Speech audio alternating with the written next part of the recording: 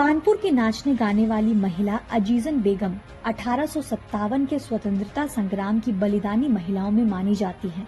अजीजन का जन्म 1832 में लखनऊ में हुआ था, लेकिन दुर्भाग्यवश अजीजन को कानपुर आकर मशहूर तबायफ उमराव जान अदा के साथ नाचने गाने का काम करना पड़ा।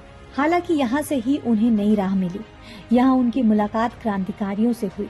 नाना साहेब के कहने पर अजीजन ने अंग्रेजों से टक्कर लेने का फैसला किया। वे हथियारों की कला में कुशल थी और उन्होंने अंग्रेजों से टक्कर लेने के लिए स्त्रियों का सशक्त दल गठित किया और खुद उसकी कमांड संभाली।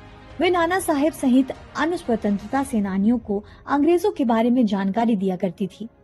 सर जॉर्ज ट्रेवेलियन, जो कि प्रसिद्ध ब्रिटिश इतिहासकार हैं, उन्होंने अजीजन बेगम का जिक्र एक योद्धा के रूप में किया है।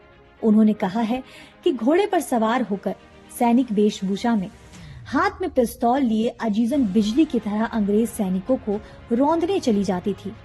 उनके साथ महिलाओं की घुड़सवार टुकड़ी भी घूमा करती थी। सैनिकों को हथियार देना, प्यासे सैनिकों को पानी पिलाना और घायलों की देखभाल उनके महत्वपूर्ण कार्य थे। हालांकि बाद में अजीजन बेगम को गिरफ्तार कर लिया गया।